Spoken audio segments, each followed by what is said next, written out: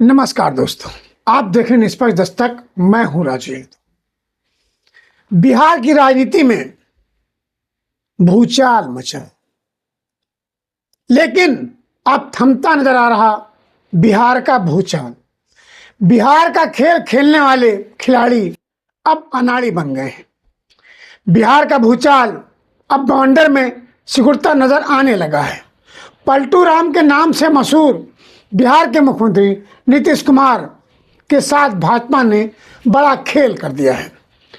नीतीश कुमार अब चक्रव्यूह में फंसे नजर आ रहे हैं।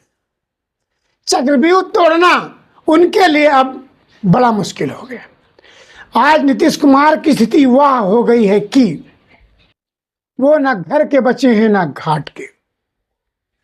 नीतीश कुमार अपनी प्रगति यात्रा पर जा चुके हैं और हो सकता है प्रदेश में चुनाव के बाद वो वानप्रस्थ यात्रा पर भी चले जाएं। कहते हैं ना, सागर में तालाबों का कोई वजूद नहीं होता। वही अस बिहार की राजनीति में हो रहा है। एक समय था नीतीश कुमार भाजपा के अर्थात एनडीए के आंखों के तारा हुआ करते थे। जब दिल्ली में सरकार बनानी थी, नीतीश को लोग सोने का चम्मच समझ रहे थे और नीतीश अपने आप को हीरा मान बैठे। लेकिन आज नीतीश कुमार को भाजपा ने बिल्कुल पैदल कर दिया है। ना हीरा बचे ना सोना, जंग लगा लोहा हो चुके हैं वो। यही नहीं, नीतीश कुमार दिल्ली जाते हैं बड़ी उम्मीदों के साथ, लेकिन भाजपा के किसी नेता से मिल भी नहीं पाते हैं। यह हश्र हुआ है पलटू राम का। दिल्ली दौरे पर गए नीतीश कुमार को लगा कि मैं प्रधानमंत्री से, गृह मंत्री से, भाजपा अध्यक्ष से मुलाकात कर अपनी बात रखूंगा, लेकिन बात रखना तो दूर, मुलाकात ही ना हो सके। वहां से निराश हताश लौटे बिहार के मुख्यमंत्री अपनी यात्रा आरंभ कर चुके हैं। यात्रा कहां रुकेगी ये वक्त बताएगा। एक समय भाजपा में नीतीश कुमार का बड़ा वजूद था, जब वह उस वजूद को नीतीश कुमार खुद खोते नजर आ रहे हैं। अब उस वजूद को खोता देख नीतीश कुमार हताश और निराश है। केंद्र में जब मोदी सरकार तीसरी बार सत्ता की चाबी संभालने जा रही थी, उस वक्त नीतीश को बड़ी अहमियत मिल रही थी। भाजपा की आंखों का तारा थे नीतीश कुमार। यूं कहें, अब वो तारा नहीं बना सितारा और यूजलेस हो चुका है भाजपा के लिए। अर्थात भाजपा ने यूज एंड थ्रो की रणनीति अपनाते हुए उन्हें धीरे धीरे छोड़ना प्रारंभ कर दिया है। नीतीश कुमार अब कहते नजर आ रहे हैं कि मैं पलटने वालों में से नहीं हूं, मेरी घर वापसी हो गई है, अब मैं घर छोड़कर जाने वाला नहीं हूं। आज एनडीए सरकार 292 सांसदों के बल पर चल रही है, जिसमें नीतीश कुमार के 12 सांसद भी शामिल हैं। अगर आज नीतीश कुमार एनडीए को धोखा देना भी चाहें और दे भी दें, तो भी एनडीए सरकार में 280 सांसद रहेंगे, जो बहुमत से 8 ज्यादा है। दिल्ली की सत्ता में बने रहने के लिए कम से कम 272 सांसदों की आवश्यकता होती है।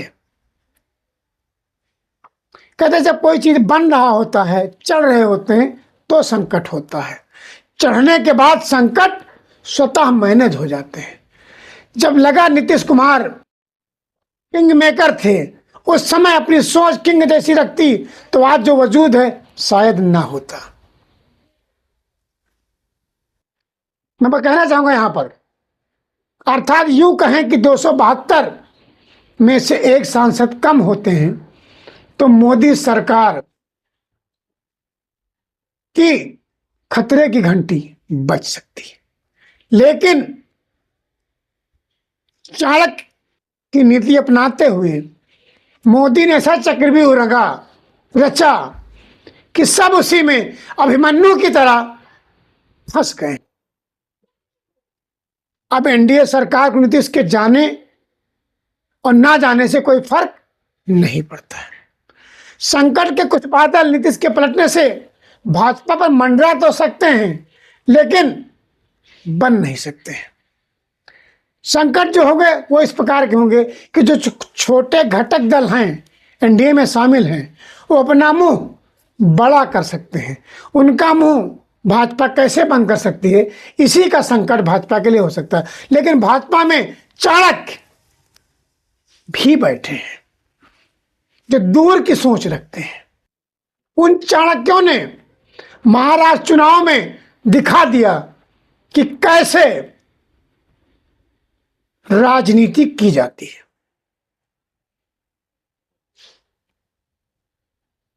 महाराष्ट्र चुनाव परिणाम से भाजपा ने अपनी केंद्र सरकार की सत्ता चलाने के लिए जुगाड़ कर लिया है।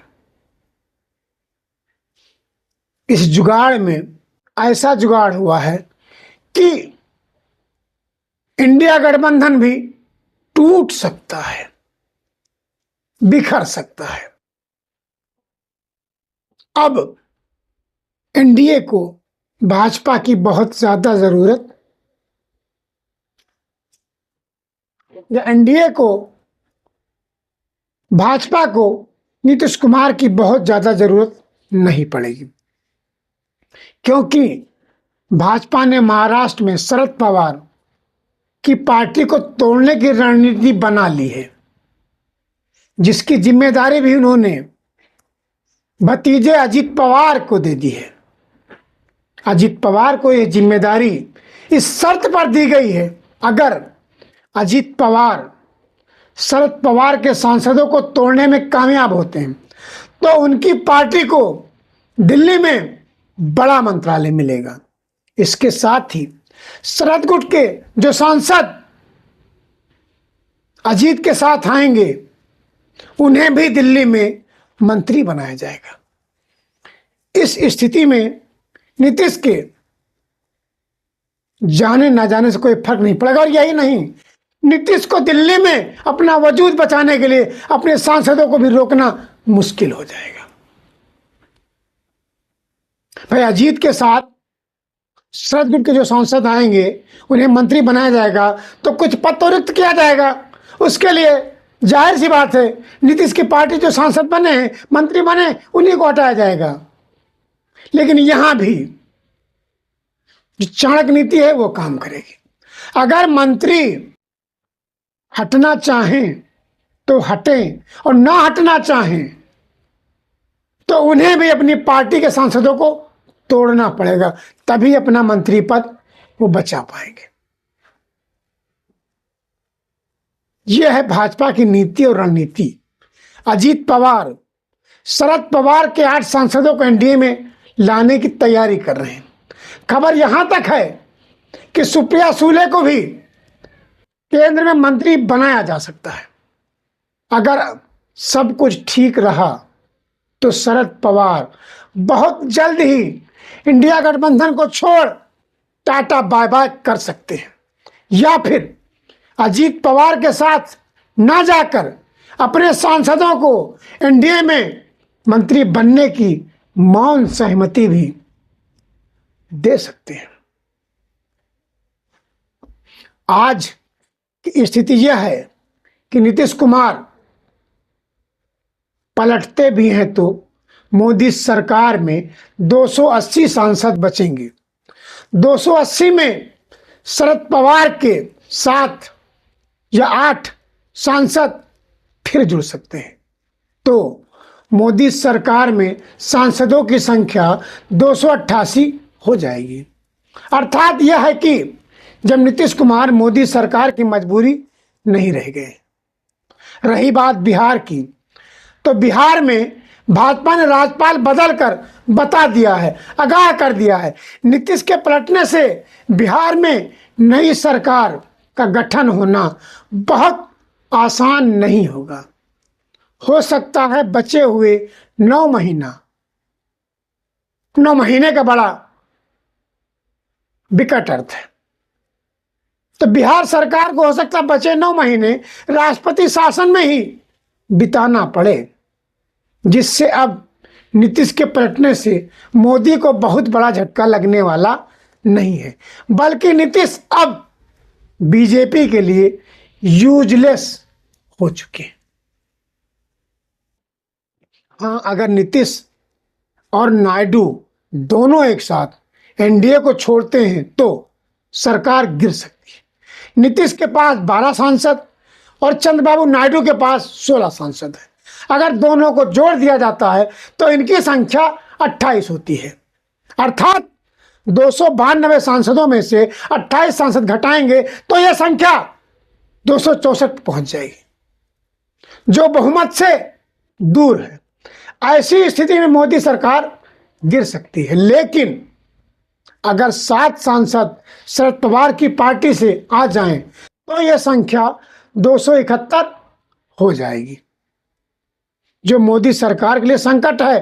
पर इससे बचने के लिए मोदी ने प्रबंध कर लिया है।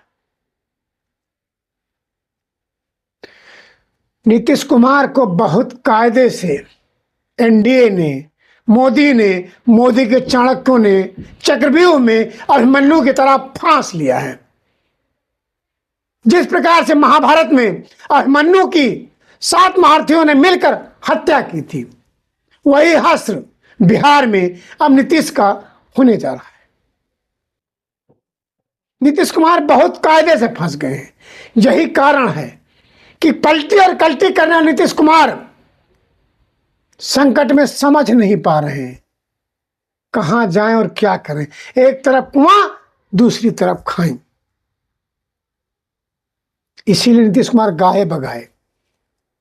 जो हवा बनी थी नीतीश कुमार पलट जाएंगे, इंडिया में आएंगे, उस पर कहते हैं नीतीश कुमार पलटने वालों में से नहीं है, वो कहीं जाने वाला नहीं है। इससे एक बात तो साफ हो गई है, अब बिहार में नीतीश को बीजेपी मुख्यमंत्री बनने नहीं देगी।